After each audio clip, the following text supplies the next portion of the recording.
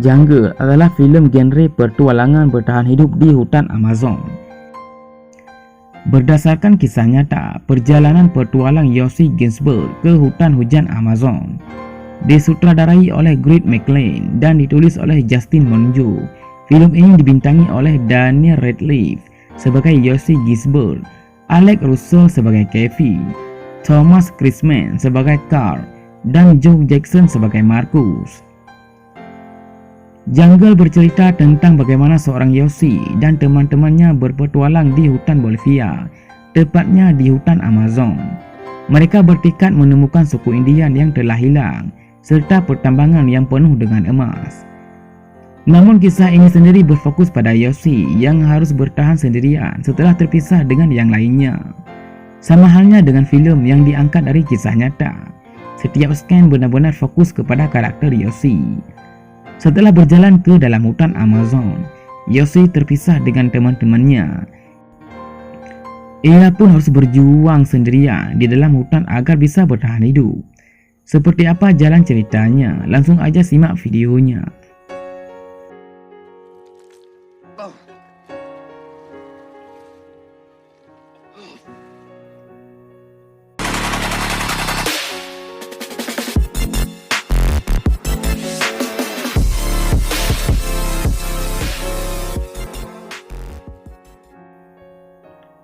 Di awal cuplikan kita langsung diperlihatkan Yossi yang baru saja memulai perjalanannya. Yossi sendiri adalah mantan tentara di Israel. Ia keluar dari tentara karena merasa hidup seperti itu tidaklah bebas. Ia juga bosan akan terikat dengan pekerjaan, pernikahan, dan anak-anak. Menurutnya, itu bukanlah gaya hidup yang ia inginkan. Yossi yang hobi berpetualang ke banyak tempat yang penuh dengan tantangan. Kemudian ia pun sedang berkunjung ke Bolivia untuk melakukan perjalanan ke hutan Amazon. Di sana Yossi di awal perjalanannya di dalam perahu ia bertemu dengan Marcus Stan, seorang guru sekolah di Swiss. Mereka berdua pun menginap di tenda perkemahan di sana. Yang tentu saja banyak pendaki lain yang menginap di sana.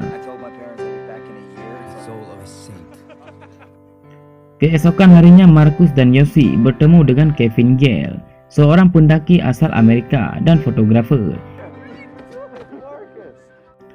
Ia adalah teman lamanya Marcus. Mereka pun saling mengobrol dan berbagi pengalaman kisah perjalanan mereka. Keesokan harinya lagi, ketiganya pun berpindah ke tempat penginapan di sebuah kota La Paz. Suatu hari, Yossi pergi ke pasar dan bertemu dengan seorang asal Austria. Ia bernama Carl di sebuah toko. Carl yang mengetahui Yossi bakal menjelajahi hutan Amazon. Carl mengatakan kepada Yossi bahwa ada suku Indian yang telah hilang serta ada sungai tambang yang penuh dengan emas di sana. Menurut Carl, Yossi akan baik-baik saja jika pergi bersamanya karena ia sudah mengenal setiap sudut hutan yang akan ia lalui. Yossi pun percaya kepada Carl dan mengajak Kevin serta Marcus untuk ikut perjalanan ini. Mereka pun pergi. Di awal perjalanan mereka menaiki pesawat agar sampai di pinggiran hutan Amazon. Mereka pun memulai perjalanan memasuki hutan rimba Madidi, wisata Amazon di Bolivia pada tahun 1981. Mereka harus melewati hutan wisata itu agar bisa memasuki hutan pedalaman Amazon.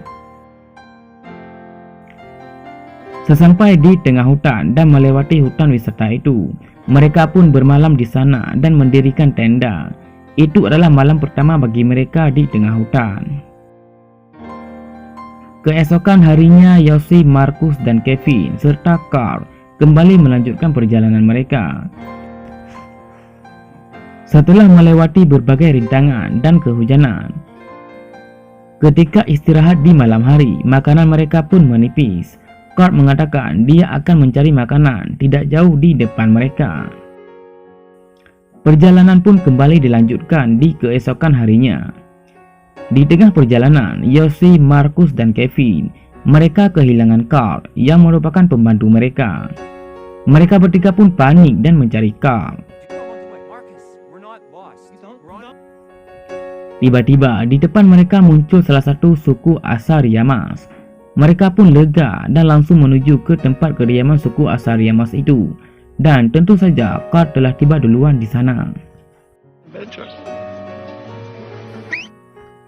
Setelah bermalam di tempat suku asal Yamas, Yoshi, Marcus, Kevin dan Carl, mereka pun kembali melanjutkan perjalanan yang masih jauh mencari suku Indian yang telah hilang serta tambang emas. Di tengah perjalanan, Carl menembaki seekor monyet agar menghemat makanan yang mereka bawa. Terpaksa mereka pun memakan monyet panggang. Perjalanan pun kembali dilanjutkan.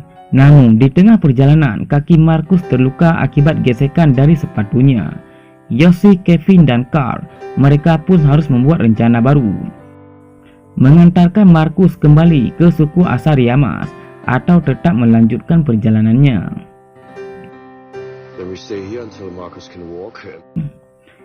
Kevin kemudian mempunyai sebuah ide, sebaiknya mereka membuat sebuah rakit agar perjalanan akan mudah jika dilalui lewat sungai. Setelah membuat rakit, mereka berempat pun mulai melewati sungai. Namun di tengah perjalanan, terlihat Carl kehilang kendali dan panik. Bahkan Kevin dan Carl berdebat di atas rakit. Entah apa yang membuat Carl begitu marah. Setelah menepi, Kevin pun mencurigai kalau Carl memang tidak bisa berenang. Carl pun memutuskan tidak akan melalui perjalanan lewat sungai.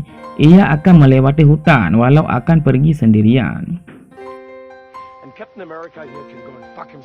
Yoshi dan Kevin pun memutuskan akan pergi melalui sungai dan menyuruh Marcus agar lebih baik mengikuti Carl melewati hutan. Mereka pun berpisah. Carl pergi dengan Marcus lewat hutan, sedangkan Yoshi dengan Kevin pergi lewat sungai. Perjalanan pun kembali dilanjutkan. Sekarang cerita akan lebih berfokus pada Yoshi dan Kevin, karena Yoshi adalah peran utamanya. Yoshi dan Kevin pun memulai menaiki rakit. Setelah berjalan jauh di sungai, di depan mereka ada juram yang mematikan. Yoshi dan Kevin mencoba pergi ke pinggir sungai agar menghindar air yang mengalir deras. Namun sayangnya mereka gagal.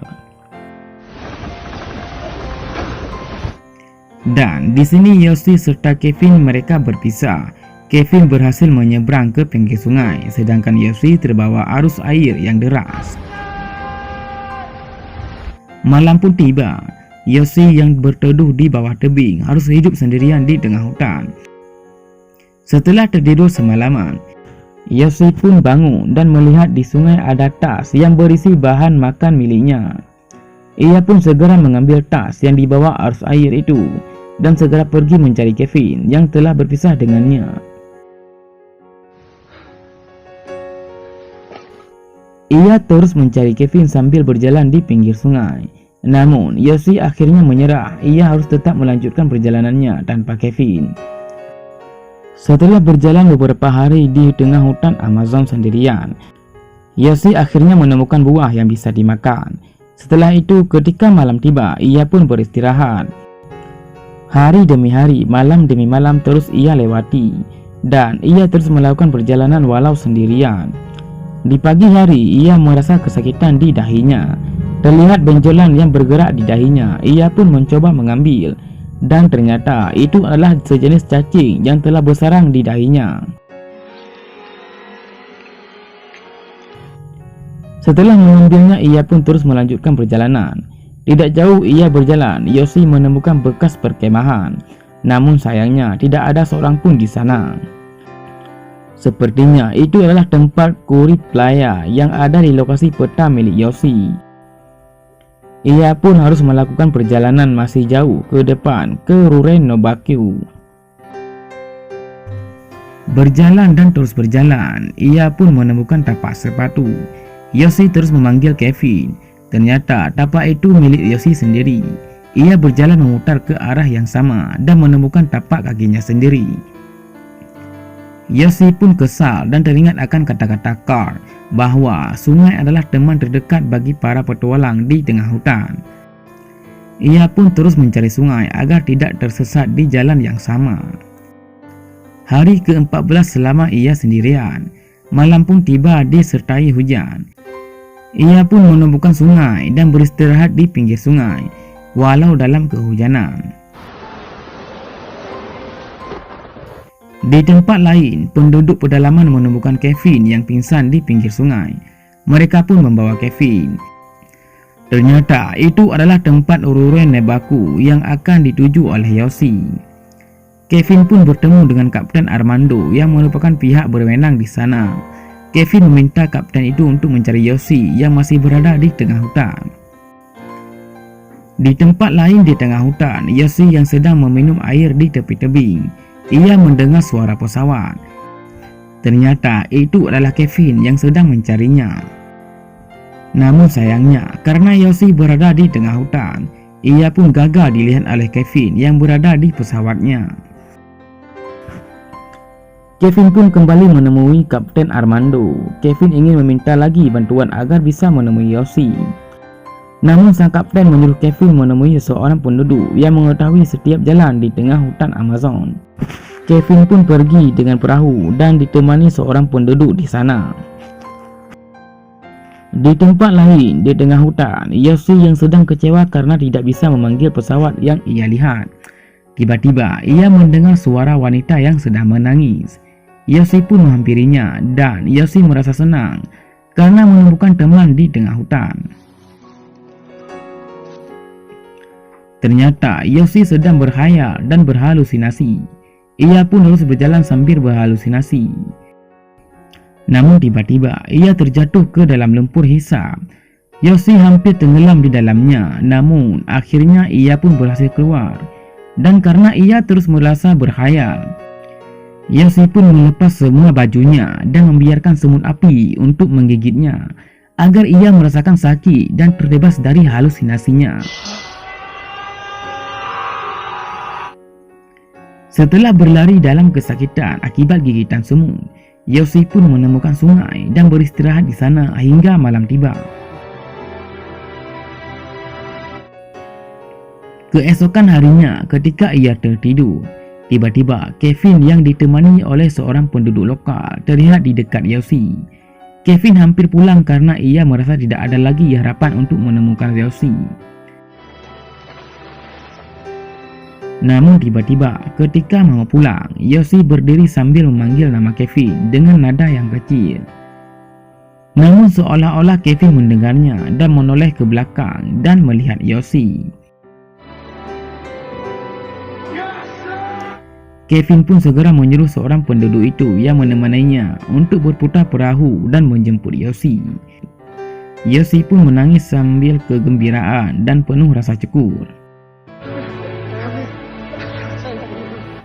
Mereka pun segera pulang dari sana dan setelah sampai di lereng Nobaku, Yossi pun berterima kasih pada Kevin karena telah menyelamatkan hidupnya. Yossi langsung dikelilingi oleh penduduk lokal di sana dan mereka pun senang dengan keselamatan Yossi. Dan cerita pun selesai. Di akhir cuplikan dikatakan Yossi dan Kevin berhasil kembali ke kota La Paz. Mereka berharap bertemu dengan Carl dan Marcus. Namun sepertinya Carl dan Marcus tidak pernah kembali. Ternyata Carl sedang dicari oleh pihak kepolisian karena sebelumnya dia juga pernah membawa turis ke dalam hutan demi kepentingan pribadinya mencari suku Indian dan tambang emas. Bahkan suku Indian yang dicari oleh Carl memang tidak pernah adanya. Dan inilah foto asli dari Yossi setelah diselamatkan oleh Kevin pada tahun 1981 di Lereng Nebaku di Bolivia. Serta ada juga foto Kevin, Yossi dan seseorang penduduk lokal yang menemani Kevin dalam mencari Yossi. Ia bernama Tico Tudela. Setelah itu Kevin dan Yossi melanjutkan mendaki gunung di Andes Bolivia pada tahun yang sama setelah pulang dari kota La Paz. Sekian dan terima kasih.